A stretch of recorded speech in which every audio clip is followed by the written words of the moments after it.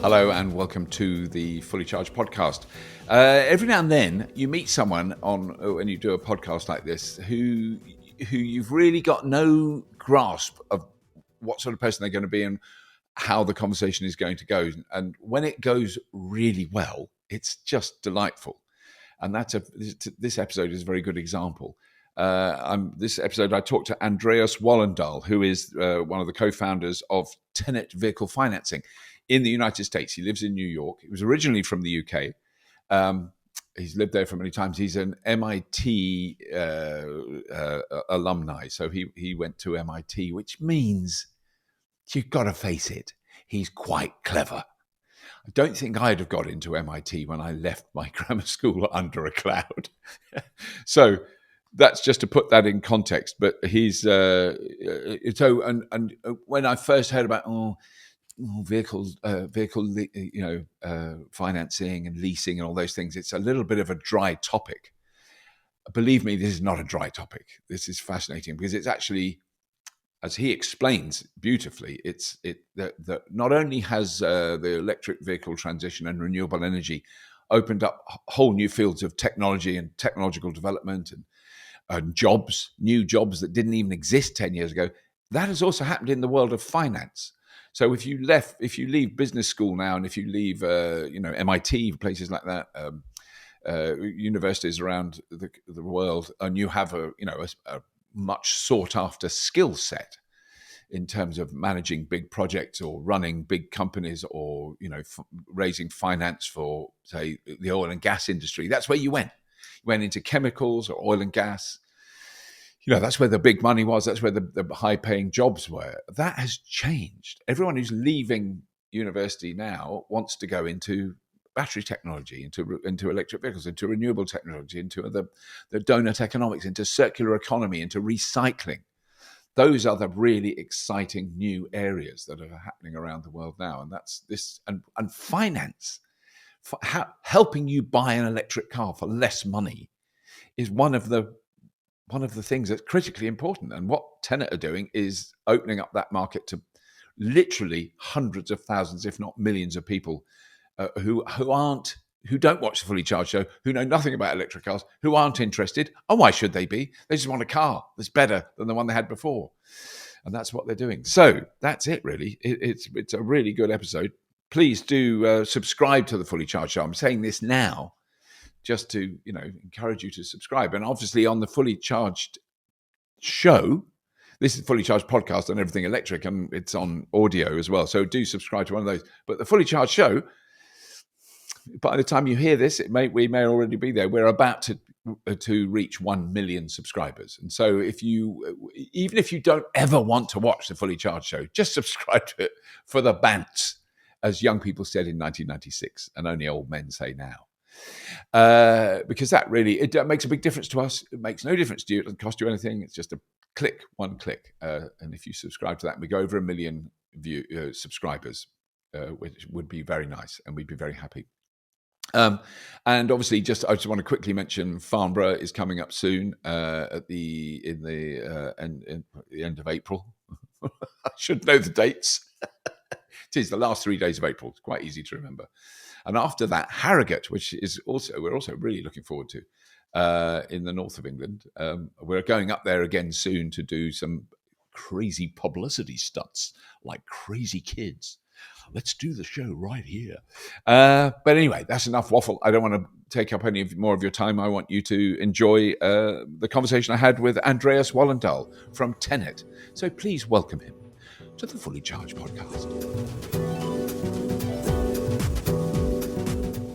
So, Andreas, thank you so much for taking the time to talk to us on the Fully Charged podcast. So the things I just had a quick look before we spoke about electric vehicle uptake in the United States, because I haven't kept an eye on that. So I know that it's been really noticeable in the UK. I've just come back from Australia, where it was incredibly low, the uptake. It was very much delayed by the previous administration. It has exploded, and Tesla just everywhere. I mean, there's so many Teslas. Well, when I was in Australia, Tesla was the second best-selling vehicle in Australia, second to the Hilux pickup truck. And everyone uses pickup trucks, or utes, as they call them in Australia. So that is remarkable change in one country. And I just read that in the United States in 2022, there were 10 million new electric vehicles on the road, which sounds like quite a big number to me. It sounds like quite a lot. Yeah, it is a staggering number. Thank you for having me on the podcast. No problem. Really excited to dive into what is happening in the US, but we've reached a tipping point, and you've seen this in other countries, some of which you've mentioned, where once you reach 5% adoption of new electric vehicles, it really starts to pick up. Obviously, that's been led by Tesla in the US, but the US also has a big attraction to trucks, and the Ford F-150 Lightning has had incredible sales. When you look at the total cost of ownership of an F-150 Lightning versus the regular F-150, at current gas prices, you're really saving money in your pocket every single month. And I think that's part of the big appeal. Yeah. Because I haven't driven one. I sat in one at our show in San Diego last year. And I think I have had a ride in a regular F-150 a few years ago. And I didn't realize what it was. I thought I was in a ship because it's so big. But when I sat behind the wheel of it, I went, my God, this thing is enormous. It just is vast. We had one at the show, which was really good. But I mean, I've been keeping an eye on the sales of those, and they are absolutely remarkable. And the impact that had. Well, I heard a lot about, and I think I've talked about it on the podcast before. The impact of the TV commercial that was at the Super Bowl last year was extraordinary. They just could not believe the response they had to that. And that's people who've done automotive marketing for hundreds of years. If they were impressed, it had to be big. The amount of innovation across the board that EVs have stemmed, so from battery technology to how the cars are being manufactured, the Tesla investor call this quarter was fascinating. Just thinking about the wiring. It doesn't stop with the cars. It goes to how are the cars sold. It's really interesting for me in particular in the EV financing space to see how many cars are being sold online digitally. Right. Yeah. And that experience has been completely unbundled from you go online, you order the car, then you line up your financing, separate process online, and then you're scheduling delivery. Yeah. Before it was a couple of days at a dealership and they managed everything for you. Yeah. And that's completely changed. And then it goes to the creative as well. They're having fun too. There's this whole new set of features that they can start to play with and really get a pickup from the audience. Yeah. Because I mean, it's something that it's so easy to forget what used to be normal, isn't it? I think that's one of the things I find fascinating about electric vehicles. I've used them for so long now, and I go, oh yeah, you had to actually stop at a garage and buy petrol. That's one thing I've forgotten about. But also you had the way you got your car. You're absolutely right. I mean, I certainly didn't know that, 10, 12 years ago, it would have been possible. I don't think it was possible to order a car on the internet, as we would have said then, and have it delivered to your house. I never knew anyone who had that done. You'd go to a dealership and you'd drive, I only bought one new car in my life before I had electric cars, and that was at a VW dealership. And I went there and I got in the car and they put flowers in the back for my wife. Oh, wow. Which is and then the bow on top. That was a big innovation. Yes, the bow on top. And I drove the car home, and that was the first time it was driven. And that was the only time I bought a new car. We should talk about Tenet because it does look. It's a different system to what I'm used to. So I lease a car in the UK. I lease a Tesla Model 3, and I pay every month for the car, and then after 3 years or 4 years, I kept my last one 4 years because I didn't want to have a new one.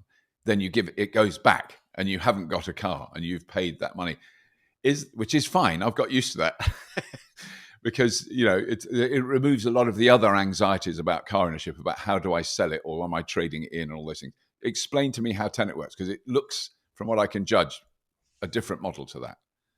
It is a different model. So we've done a couple of things. One, we're meeting customers where they're at, which is buying a car online.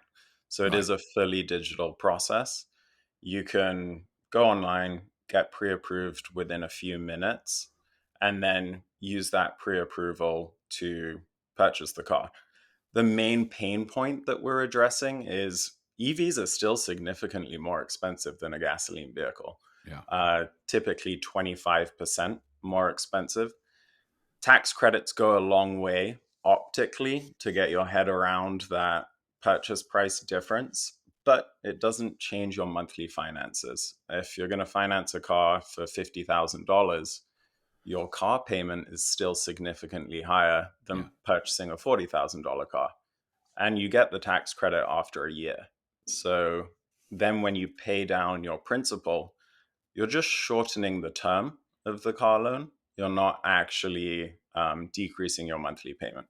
We're Right. bringing that benefit up front so that a $50,000 car looks like a $42,000 car, and you've got that lower monthly payment.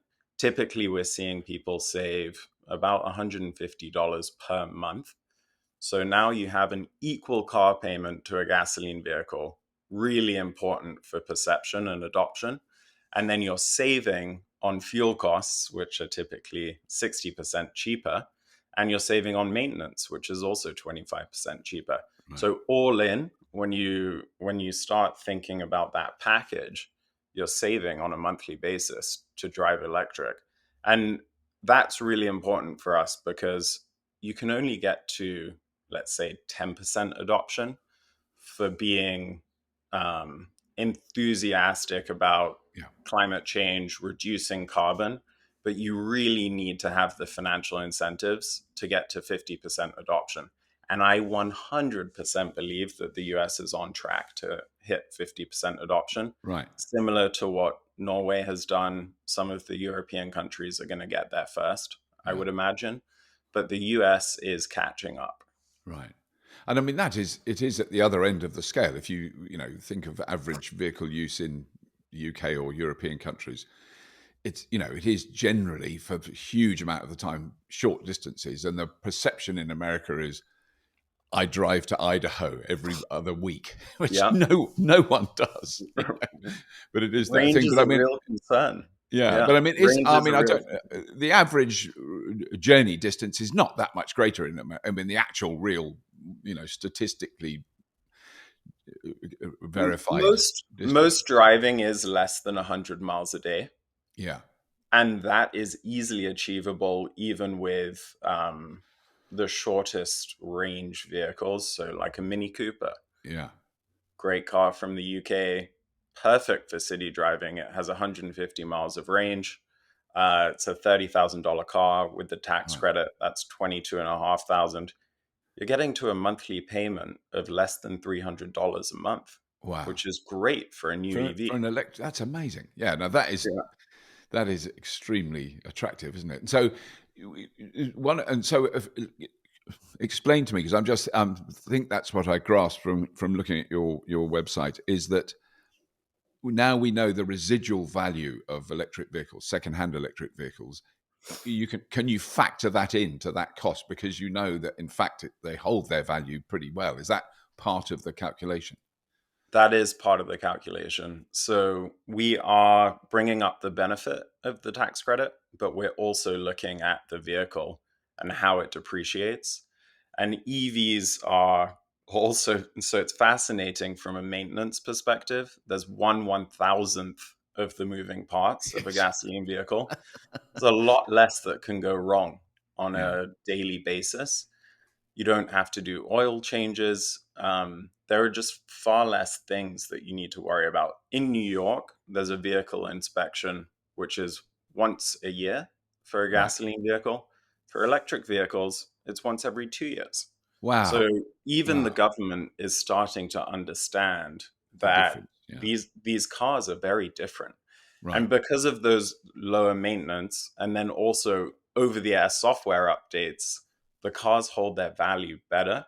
Right. As a second driver of an EV, if I buy a used EV, I'm not so concerned about the first drivers driving and paying for all of that maintenance like Yeah. I would be with a gasoline vehicle. Yeah. And so with that lower depreciation, we're okay with paying some of the principal later in the loan term. We'll still only do a maximum of 20% of the principal can be deferred or delayed. Right. But that's still more than enough value in the car Right. for us to be comfortable. And I mean, presumably it's still early to tell, but is there healthy demand for second-hand electric vehicles that you're aware of? Very healthy, and I think this is going to persist. Right. COVID changed everything Right. with car manufacturing supply chains. Obviously, there was a big supply and demand imbalance due to the supply shock. Yeah. There was also a demand pickup because people had more money in their pockets because of government relief. But even as demand has cooled, there's still this big imbalance, particularly on the EV side. Yeah. I think gasoline vehicles, we're going to go back to the old days where the OEMs need to have promotions, they need to have subvention, which is the term for lowering the rates on the financing Right. so that they can push more cars. But in EV, that we're really not seeing that dynamic, and I Right. don't think it's going to work out in terms of supply catching up to demand for several years. Right. It is fascinating, isn't it? Because the transition around the world is so, the demand here, the demand outstrips supply by such a huge Yeah, amount. There's yeah, so many people waiting for cars. And what we've just witnessed particularly in Australia, but it's happening in Europe as well, we're seeing it faster and faster, is where cars are coming from. So obviously Tesla really, I always want to acknowledge this, absolutely changed the picture. I don't think General Motors and Ford would be pushing electric vehicles anything like as hard as they are if there was no Tesla. yeah. If They Elon, made the market. yeah, They spurred the demand, yeah, and then I think you also do have to give some credit to the government. The yes, government really increased the incentives, and even some states like California with their Clean Air Act, yeah, they made it really, there wasn't any decision to be made. You had yeah, to go electric yeah, if you wanted to participate in the auto market. yeah, And the auto market will become the EV market to a large extent yeah, in the US. But GM and Ford are doing great. yeah, The Chevy Bolt is a $27,000 car with 250 miles of range. yeah, Incredible. The Ford, we already spoke about it, the F-150 Lightning, that's changed the game for a lot of commercial businesses. You yeah, now have an all-in-one workstation, which is mobile. You yeah, can even plug it back into the home. They've got a really interesting partnership with Sunrun. Charge it with solar, plug it back into the home when the sun isn't shining, and charge some of your appliances. yeah, yeah. No, I mean it is remarkable. And there was a story we saw a few weeks ago, which was where there was I think it was somewhere like Idaho. I can't remember where it was. It was in a midwestern state where there was a long power cut, like 5 days, and a guy was helping all his neighbors because thankfully his F-150 was full when it happened, and they were running their house and the cooking, and people came around to cook, and they ran their house for 5 days off their truck. Yeah. Basically, that was the story. And I'm Our sure they chief had to be a bit careful and not run the tumble dryer and the washing machine, but they actually yeah. managed to do it. Yeah, it's not going to power a whole house, but it will give relief Yeah, in a time of need. Our chief yeah, risk officer used to live in Texas, and he had a right, Tesla. Um, and they faced one of those blackouts where the full grid went down for a couple of days. yeah. And one night he woke up in the middle of the night, couldn't find his wife, and she went walking around all the house, then ended up in the garage. She was in the garage watching movies on the Tesla screen. Because that still worked. Incredible. Yeah, that's crazy. But then, so have you? I mean, because I don't know when. Well, I'm afraid I don't know when Tenet started. When did you launch the company? Is it? I don't know how So new you are. yeah, we started 2 years ago in March of 2021. So we Right. just had our 2 year anniversary. Year one was really working out how do we accelerate adoption of climate tech Yeah. in the kind of lightest weight way possible, which has the Right. biggest impact. Yeah. Um, and that really was the financing component. It's often not thought about, Yeah. but it is critical tool to making it more accessible to more consumers. Yeah. And that combined with the tax credits and giving people availability to tax credits is where we've focused. There are a lot of other barriers to adoption. So price is number one. That's what we're looking to address. Right. And we're always excited when there's a new model release by an OEM, which is decreasing the price. Uh, we were really hoping for a Tesla Model 2, which would lower the Yes. price point. And maybe that'll happen with Yeah. their plans for a Mexico manufacturing plant. I think that could decrease the costs sufficiently. But there are other concerns also to electric vehicle adoption. We've discussed range a little bit. I think the manufacturers are addressing that quite nicely. More and more vehicles now are over 200 miles of Yeah. range. But then it's the charging experience. Yeah. How do you make this mental shift and change all of your habits where you didn't really think about it? Yeah. You looked at the kind of gasoline meter, saw it was getting close to empty, and then looked at the signs to try and Yeah. figure out where your next stop would be, fill up, continue on your trip. Yeah. Um, the charging experience now is more like your phone. You Yeah. go home, you park at night, you make sure it's plugged in, and then in the morning, you've got a full battery. And the way that we're helping customers there is partnering with installers so that you don't just have to buy the charger, you'll actually get the full installation at home. Right. And then we'll finance that and bundle that with the car purchase itself. Right. Yeah.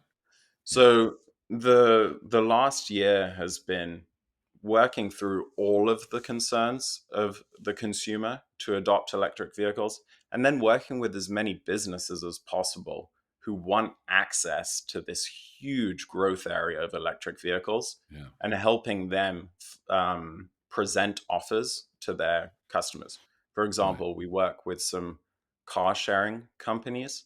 It's kind of like Airbnb, but in the US, you can do this for vehicles. Right. And their fastest growing segment is electric vehicles. They want their hosts to add more to their portfolios. So we've worked on a specific program where electric vehicle hosts can finance one to up to six vehicles, Wow. and Oh, will wow. provide that financing. Right.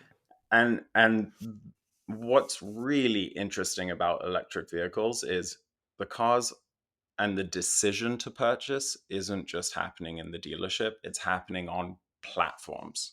It's Right. happening also with your energy provider who now wants not just for you to save on your home energy supply, but also how do you electrify the rest of your life? How do you electrify your mobility? And now presenting offers on that same website about what's the monthly payment you could have for an electric vehicle. And they're Right. using Tenet to power that. Right. Right. I see. But I mean, that is, I just want to go back to that thing about the car sharing idea that, because I've always assumed in those ways, and I think there are similar schemes in the UK where, as an individual, you have a Ionic 5 and you're not using it next week and you can put it on the thing and people can use it and you get paid for it. But this is a kind of step beyond that. So I would get six cars. I would love this. Yeah. I'd get six different cars. I need a bigger garage, that's for sure.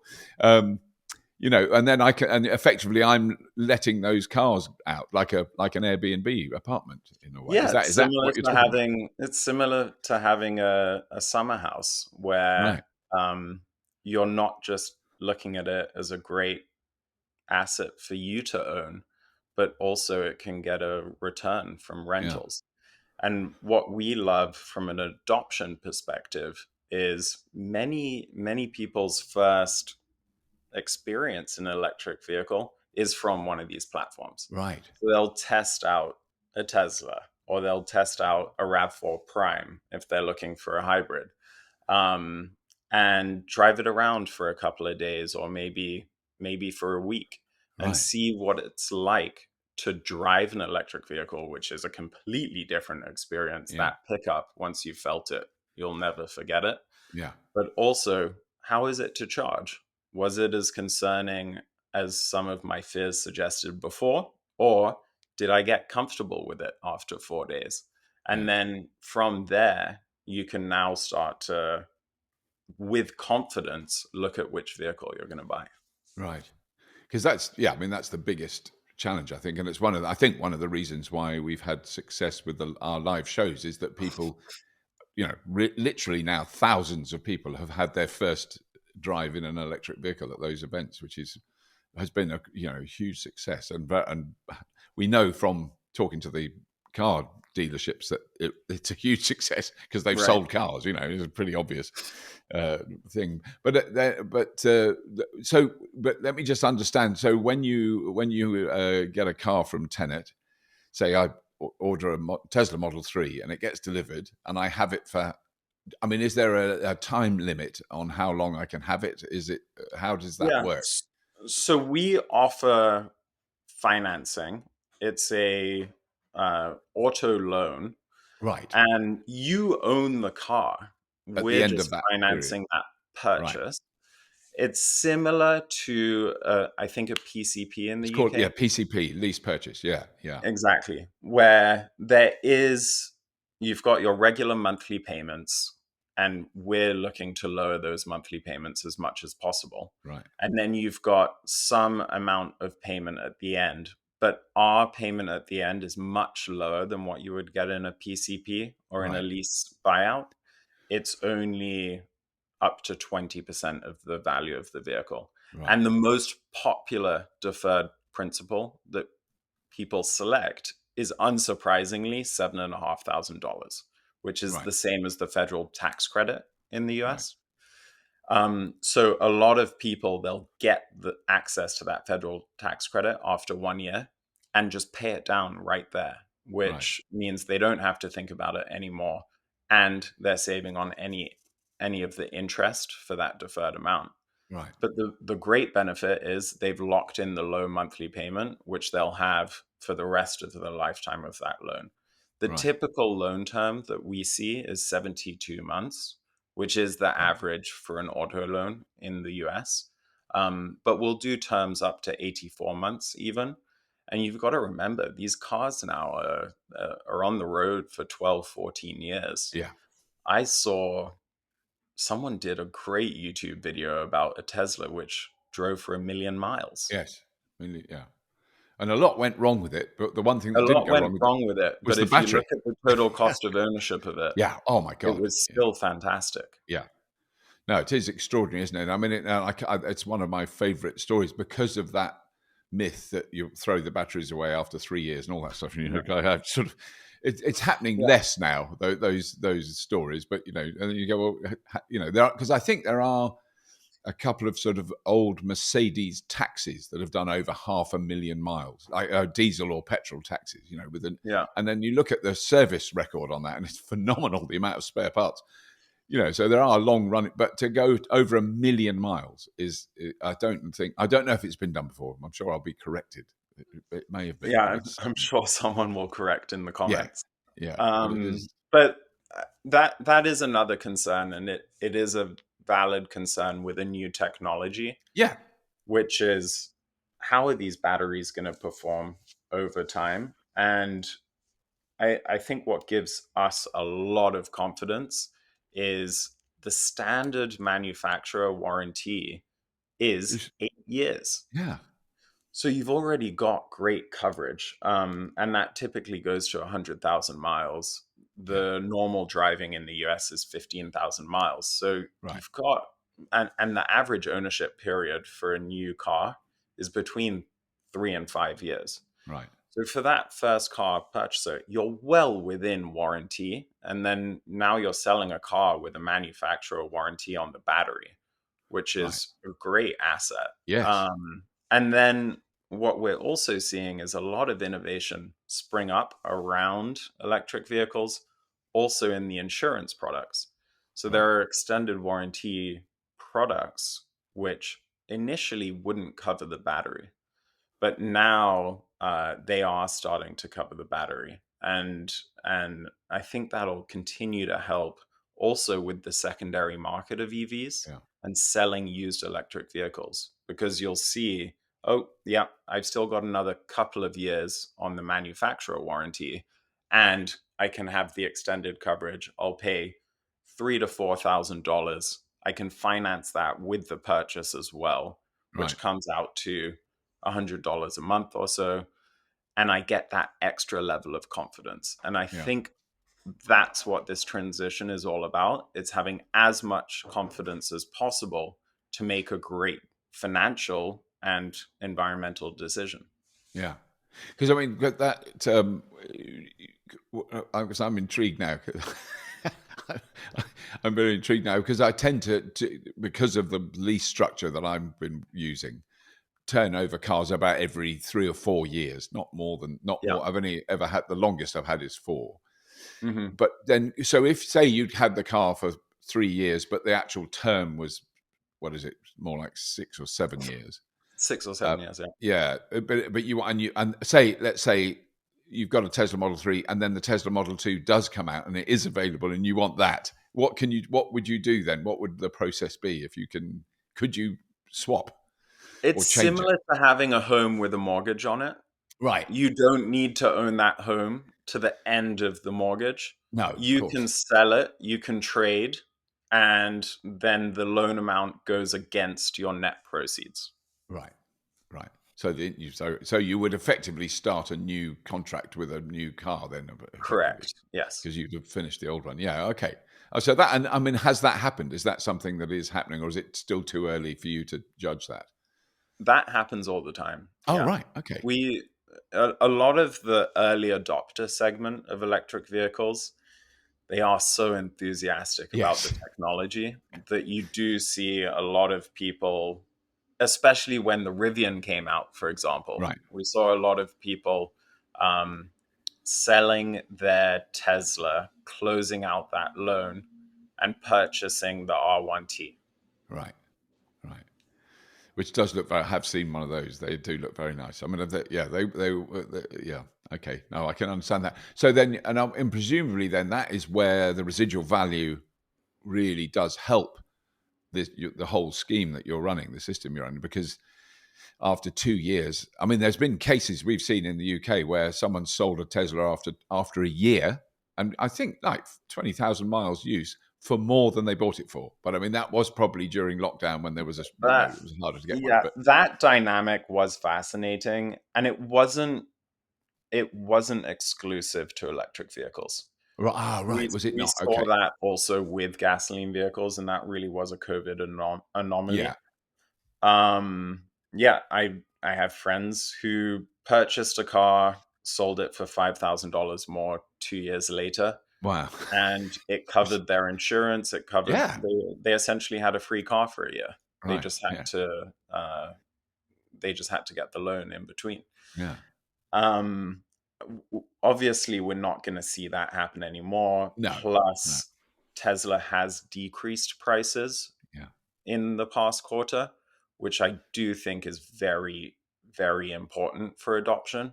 yeah, And we welcomed that change, especially on the Y. That was a huge yeah. price cut, massive value for the customer who's buying it.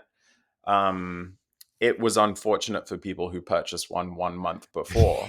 Yes, I saw But, some but disgruntled tweets along and those lines. Yeah, and I do think the rest of the auto industry was shocked, because they would never consider that.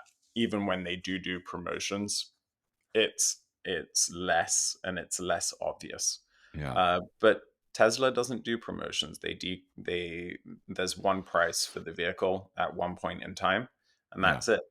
Um, Even with the price cuts, though, when you look at the value of a Tesla Model 3 or a Tesla Model Y over a couple of years, they have retained their value Right. quite well.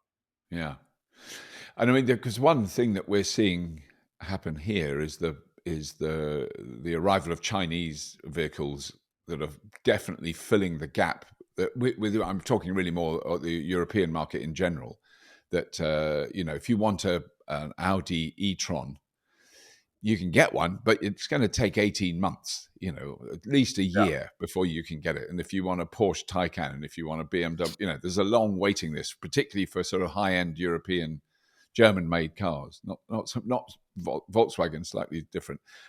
And in Norway, it's very obvious that Chinese-built vehicles are filling that vacuum. And we have an MG4, Chinese-built MG4. It's got a British badge, Yeah. but Yeah. it's definitely very Chinese. And I've got to say, it's a fantastic car. I mean, it's not, but that presumably isn't an issue in the United States. I'm assuming because it's a little bit harder to get by a Chinese-built car in America at the moment. It is. There are obviously some international trade considerations. And in addition, the tax credit is Right. not eligible on a Chinese built vehicle. Yeah. That's impacted Polestar in particular, Right. who Right. obviously is a Volvo Geely Yeah. collaboration. And those batteries are all manufactured in China. Yeah. So Polestar is not getting a tax credit in the US. So you could Um, buy one in the US, but you can you buy wouldn't get the one. credit. They're great cars. Yeah. They have very successful dealerships, particularly in California and New Right. York. Um, but they aren't getting that benefit. And I think Right. that not having access to the benefit is going to cool some of the plans for Chinese OEMs to move into the Yeah. US. It will Yeah. certainly happen in the future, but they're going to have to be more competitive on price, um, and also they're going to have to get over some of the American made in the US really means a lot. Yeah. Uh, Yeah. Ford and GM have incredible track records. They're doing some really impressive stuff on the EV side. Yeah. Tesla obviously is the darling of electric vehicles, and for the Chinese to compete in the US, they're going to have to do a lot of work also in the advertising realm. Yeah. Well, I mean, and also they're going to have to build them in America, which is not impossible. It's kind of doubtful under the There current may need to slightly be awkward some, climate. yeah, I think they might need to look at doing a JV with a Yes. US based company, Yeah. or have a US based subsidiary where they then do the manufacturer and assembly in the US Right. so that they can qualify for the credits. Yeah. Because I know, I think it's BYD were looking to, will be building vehicles in Europe in the next 2 or 3 years. I mean, they're actively looking. They've just decided not to build them in the UK, which is for Yeah. numerous reasons we don't need to go into. But I mean, Yeah. yeah, bit of a disappointment. And so, in future, I mean, where do you see Tenet going? I mean, is that business has so much potential that you don't really need to branch out? I mean, to cater with what you're doing now is going to be enough to keep the company going. There is a huge business and a huge market, even now, for electric vehicles and all the pieces that go with it. But our vision really, and I think this has to be everyone's vision, is electric vehicles are just the starting point of electrifying your entire life. Right. Uh, the EV is now part of the home because Yeah. you are doing that home charging, that overnight charging session. It's more tightly integrated than it ever has been before. Yeah. Um, the gasoline vehicle, you fueled up elsewhere and you parked it at home overnight, but the EV, it really lives at home as well because Yeah. that's where it's charged, and you go out from home to the rest of the world, and then it comes home with you and charges as well. And because of that dynamic, I think it's really going to open up people's eyes to the benefits of electrification and further electrifying some of their home appliances, and even starting to generate power at home and storing power at home. Yeah. So when we finance an electric vehicle, the relationship doesn't end there. Yeah. We actually tap into the EV. These are all smart cars, so we can do that over the air. We'll Right. connect to the EV. We'll tell you how much are you saving from a dollar's perspective every single Right. month by driving electric and not paying for gasoline, having those more consistent lower maintenance bills. Yeah. We'll also tell you how much are you saving in terms of carbon from charging the car with electricity from the grid versus fueling it up with gasoline. Yeah. And then those insights, we're helping you save further. So, all right, you're paying 15 cents per kilowatt hour on your home charging. What if we told you there was a partner who we work with who could get you 13 cents per kilowatt hour? Right. Now that trip from LA to Vegas, I know your Yeah. favorite city in the US, goes from $40 to $35. Yeah. Yeah. And by the way, that would have cost you 2 to 3 times more in an efficient gasoline vehicle. Yeah. Um, and these insights don't stop there. Then once we understand the energy mix of your home, we can start to recommend for the right people and also recommend the right partner for you to do it with. Right. Should you get solar? Should you get a backup energy battery? And then now you can start to get a 360-degree view of your home, your car, your energy consumption, and these electrification assets which you own. Yeah. Because I mean, that's what's going to be interesting is that the kind of idiots like me, early adopters, and the kind of enthusiasts have kind of embraced that very Yeah, early on. You know, yeah, they're all their statistics about somebody gets an electric car and they oh, I want solar panels because I want to make my own petrol. That was one of my favorite tweets I ever saw. And that was a long time ago. That was like 10 years ago. But that, you know, that was weird early adopting nerds, you know, and it is now really obvious that it's just normal people who need a car and they're not that bothered and they get an electric one because it's better and they've driven one and they liked it, you know. But then those additional things are kind of an educational process because I think it would be perfectly possible now for someone to come to you and they've always driven a gasoline car and they want, you know, they want an F-150 or they want a Tesla and they haven't thought beyond that, you know, and I've got to use the public charging like I buy gasoline. You know, there's that mindset change. It's an education process. So that is definitely part of the service you provide is to kind of open the yes, door to those other yes. possibilities. It's got to go hand in hand. You've got to Yeah. have great products which make it easy, make it a no-brainer for you Yeah. to choose an electric vehicle. We're trying to bring all of those benefits to the surface, but hand in hand, you need to have the education about this decision that you're making right now, which is Yeah. choosing an electric vehicle, but also those future decisions which you could make, which would improve your energy security, improve your monthly finances, and also something which people don't talk about very much, but improve the air quality around your Yeah. home. Yeah. Yeah. It's a hugely important topic. Well, I mean, Yeah. yes, because it's become every now and then it kind of resurfaces in the news, and there's been a lot of news about that in the UK recently, simply because of I think again, as you're right in saying, COVID changed everything. In London, in particular, COVID showed what it was like to breathe fresh air. The amount of people I know who live in, because I live outside London, so I'm used to relatively fresh air, unless Jim's Yeah. tractor goes past, in which case it's highly toxic. But, it's basically, the people in London went, oh my God, I didn't know air could smell like this. I've only ever smelt this when I was on holiday in Scotland Right. because there were no cars on the road. And you go, Yeah. well, there's a clue there. And I think I just pray that people don't forget that really quickly and Yeah. actually do. And I think it Yeah. has had a profound impact. there are some incredible photos taken from downtown LA where Yeah. you can see the mountains. You can Yes. see the mountains all the Yeah. way, the Sierra Nevada mountains all the way in the background. And on a standard day in LA, Can't you see that. have Yeah. no idea because Yeah. there's this low Yeah. level of smog hanging over the entire city.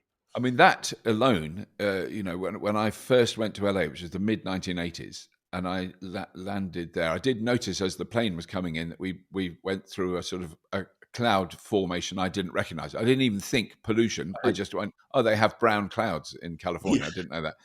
Maybe it's the desert. I just didn't know. I was ignorant. And then you go underneath it, and I started coughing, and my eyes started running. And the guy whose taxi I went in to go and visit the people I was staying with, in a huge machine, I mean, with an enormous engine that I could hear going as we drove up. Not like a little European car, like a great big tank. And he said, "Oh yeah, it's a bad day." And there was a specific term they used for when it was very smoggy that day because of the way the wind was and everything. And you couldn't see anything. And I do remember even that visit. I think it was 1986. Uh, it went windy in a different direction, and the trees were. And I suddenly saw mountains, exactly as you said, which I could see nothing before. And that was what that's what created electric cars in a way. It was that legislation from the California Air Resource Board and the California government and Arnold Schwarzenegger, Yeah. all these crazy radicals like a Republican Arnold Schwarzenegger. Yeah. And I Kids were think suffering, old people were suffering. Yeah, I I think people will forget that. They will yeah, forget that kind of that quiet moment during COVID where natural beauty really shone through. But what gives me hope is the performance of these vehicles is much better. yeah, And as we see increased adoption in a community level, yeah, and people start to feel the benefits and see the benefits in front of them, then the communities which are a little bit further behind are going to look to their neighbors and say, well, we'd like that. yeah, And I think that will spur more adoption and accelerated policies and products and continued innovation. You mentioned nerds before, and this really is the revenge of the nerds is yeah, climate tech.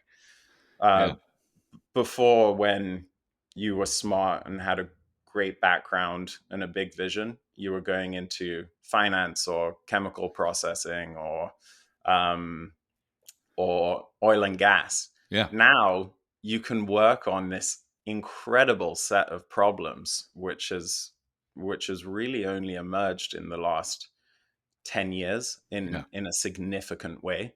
And yeah, there are a lot of jobs to be had. And the other thing which gives me a huge amount of hope and makes it really fun to work in this industry is the amount of talent which is pouring in every single day. yes, yeah. No, I think you're absolutely right there. And it is an aspect that we haven't really, I think we've brushed on, but haven't really covered on the Fully Charged show because we've kind of focused on the technology and the engineers behind that. But there's actually a whole, as you say, there's this whole other area where you could, or I know people Yeah. who worked in oil and gas finance. That was their job. And, it took them, they would explain how that worked to me. And I go, oh my God, that sounds really complicated. But those people, the equivalent person coming out of college now who could do that job is, I think, far more likely to go, well, hang on, there's this offshore wind company, or there's this solar company in California, or Yeah. or this I'm electric car company, or whatever it is. I'm a MIT alumnus, and the best jobs coming out of MIT when I graduated were chemical, oil and gas, finance. Right. And now you go onto campus, and 50% of students, all they want to do is work on climate tech. They want to Right. work with batteries. They want to work with climate finance. They want to work in entrepreneurship in this space. And the set of problems is amazing. There are people who are working on electric planes now. Yes. I know. Yeah. Fascinating. Yeah, I did fly in an electric plane for the first time last year, and it was fine. It's just that it happened to be on a very windy day. I mean, the video's on the channel, but it was quite challenging because it's a very small plane. It's for training pilots, the Yeah. Pipistrel. But the fact is, it was just like a plane, only quieter. It was basically the Nissan Leaf of aircraft. It had a 24 kilowatt hour battery. It did about 100 miles. If it had a following wind, it would do 200 miles. And we had a following wind, but it was a bit too following. It was very strong.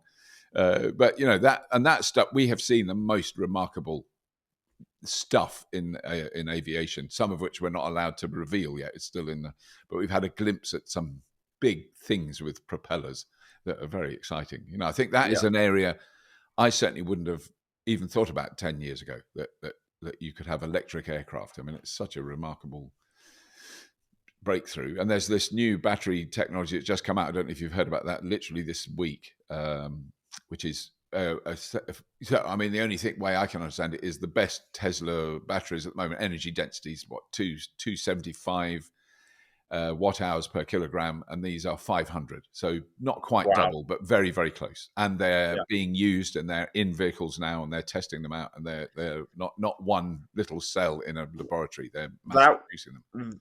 That specifically is one of the reasons why we started Tenet. Yeah. We saw what was happening with battery technology and how it's improved over the last 10 years. So it's been a 90% reduction in price per kilowatt hour for batteries.